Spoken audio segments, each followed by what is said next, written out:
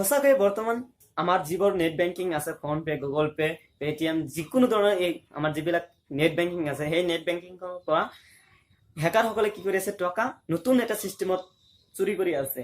তো আপোনালোকে সকলোৱে সাৱধান হৈ থাকক।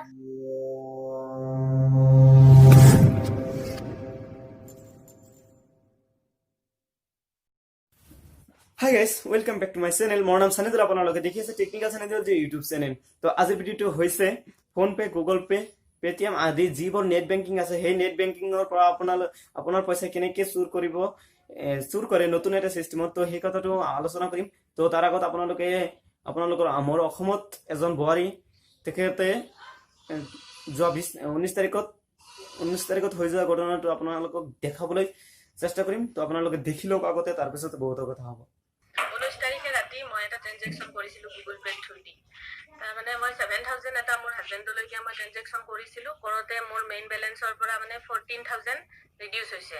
হোৱাৰ পাছত মই চেক কৰি চালোঁ যে 7,000 এটা এক্সট্ৰা কাটি দিলে। ইয়াৰ কাৰণে মই গুগল পে'ৰ মানে কাষ্টমাৰ কেয়াৰ নাম্বাৰত ফোন কৰিলোঁ 20 তাৰিখে, যোৱাকালি ফোন কৰোঁতে তাৰপিছত মই সিহঁতক ফোন কৰি ক'লোঁ যে এনেকৈ মোৰ মেইন বেলেঞ্চৰ পৰা মানে সেই হৈছে। কিন্তু ফোনটো কি কৰিলে, মই কাষ্টমাৰ কেয়াৰত ফোন কৰাৰ পিছত ফোনটো ফৰৱাৰ্ড কৰিছে সিহঁতে।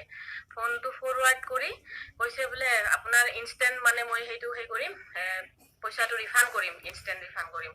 এনেকৈ কৈ মানে সিহঁতে মোক UPI ইউজাৰ আইডিটো খুজি মোৰ পৰা এনেকৈ কিবা কিবি খুজি মানে সিহঁতে মোৰ মেইন বেলেঞ্চৰ পৰা গোটেইখিনি পইচা ওলাই লৈ গ'ল। মহিলাগৰাকী হ'ল মিজোৰামত।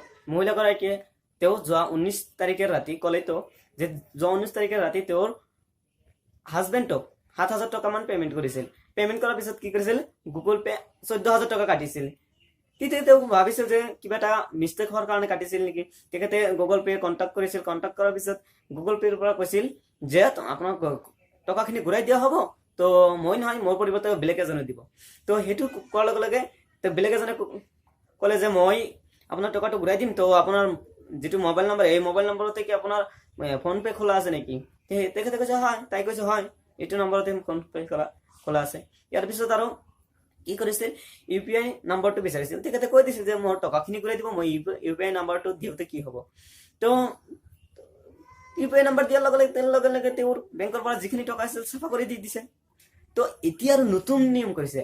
কিছুদিন আগত কি কৰিছিল, হঠাৎ এটা মোবাইলত ফোন আহিছিল আৰু কৈছিল যে তোমাৰ ATM-ত যিমান কেইটা নাম্বাৰ আছে, ওপৰৰ নাম্বাৰ কেইটা কৈ দিয়া আৰু ওলোটা পেটিত থকা 3টা নাম্বাৰ কৈ দিয়া, তোমাৰ বেংকত ইমান টকা সোমাব।